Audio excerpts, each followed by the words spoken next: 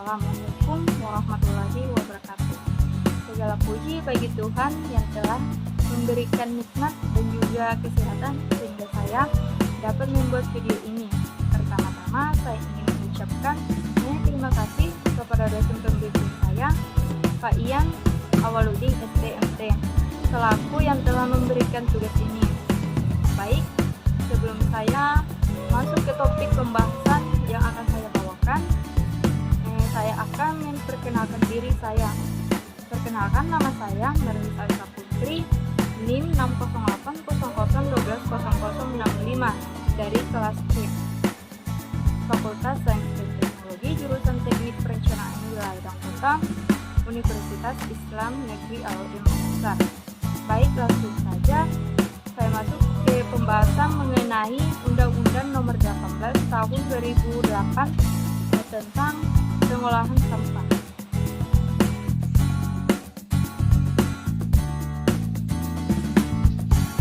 Pengertian sampah menurut Undang-Undang Republik Indonesia Nomor 18 Tahun 2008 tentang pengolahan sampah. Yang dimaksud sampah adalah sisa kegiatan sehari-hari manusia atau proses alam yang berbentuk padat.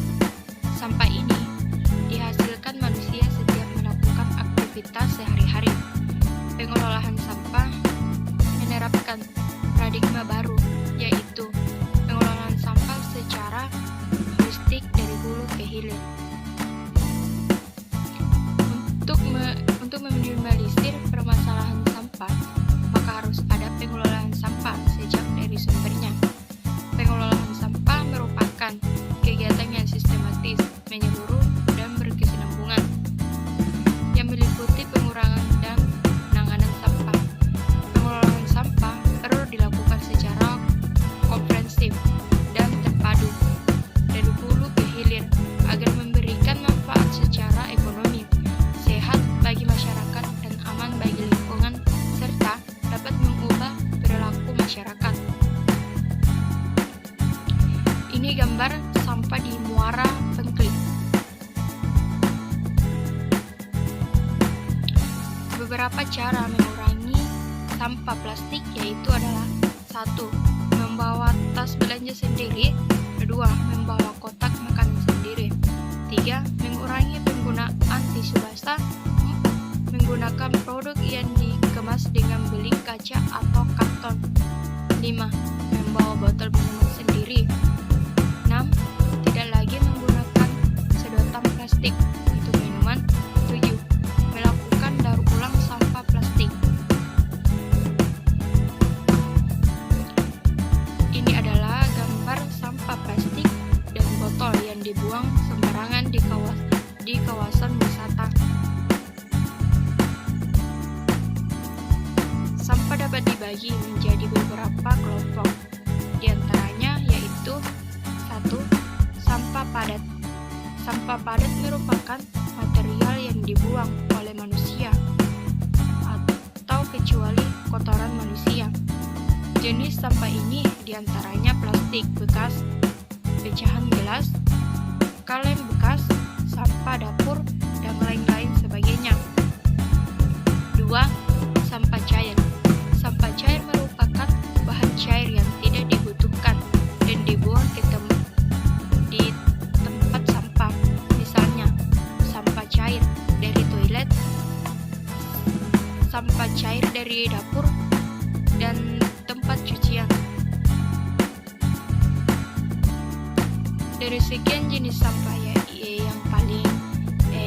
yang paling krusial hingga menjadi perhatian dunia adalah sampah plastik. Tidak hanya merusak daratan, sampah plastik juga terbawa sampai laut sehingga mengancam ekosistem laut. Kecenderungan orang menggunakan plastik jika dilihat dari kacamata sosiologi merupakan sebuah fenomena di mana orang ingin cepat dan praktis daripada menggunakan bungkus daun dan sebagainya.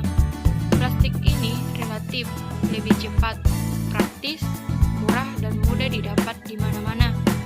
Untuk itu, perlu ada edukasi tentang pengetahuan bahaya sampah plastik. Kesadaran bagaimana menyikapi plastik. Cara mengurangi sampah plastik, yaitu 1.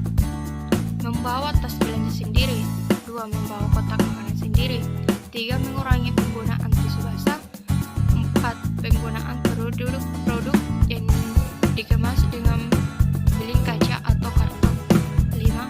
Membawa botol minuman sendiri, 6. Tidak lagi menggunakan sedotan plastik untuk minuman, 7. Melakukan daur ulang sampah plastik. Inilah hasil gambaran yang dimana sampah dijadikan hiasan atau bunga-bunga. Daur ulang sampah. Pemanfaatan kembali sampah yang timbul akibat bencana sebagaimana dimaksud pada ayat 1 dengan cara 1.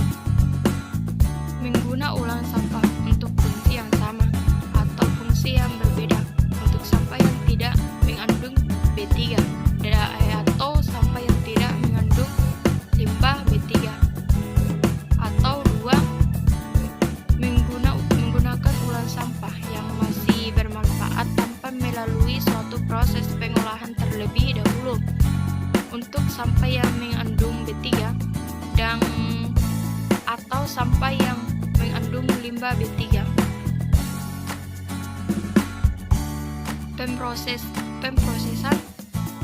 Pemrosesan akhir sampah yang timbul akibat bencana sebagaimana dimaksud pada ayat 1 dilakukan di tempat pemrosesan akhir dengan menggunakan A.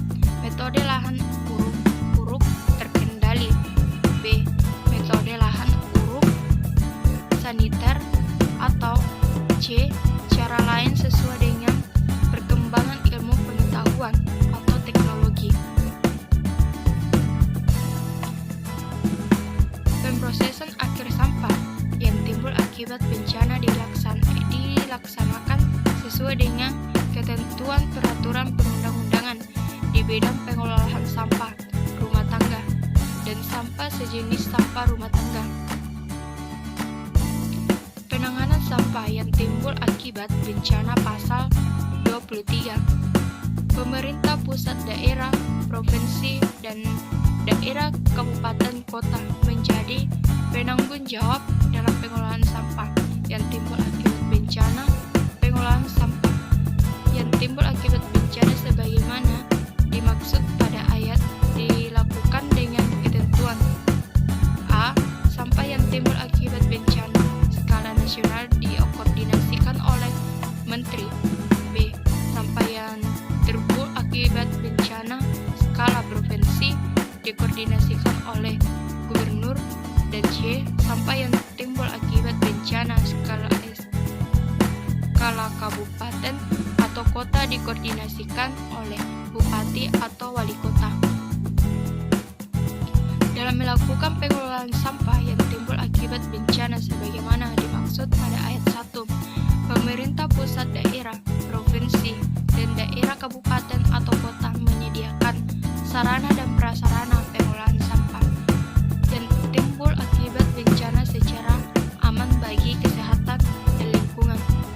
Pengolahan sampah yang timbul akibat bencana dilakukan setelah penyelenggaraan dan evakuasi korban, dan setelah penetapan status selesainya darurat bencana diterbitkan oleh pemerintah pusat atau instansi yang bertanggung jawab di bidang penanggulangan bencana sesuai dengan skala kebencanaan. Itulah hasil video saya. Jika ada kesalahan, mohon dimaafkan. Sekian dari saya.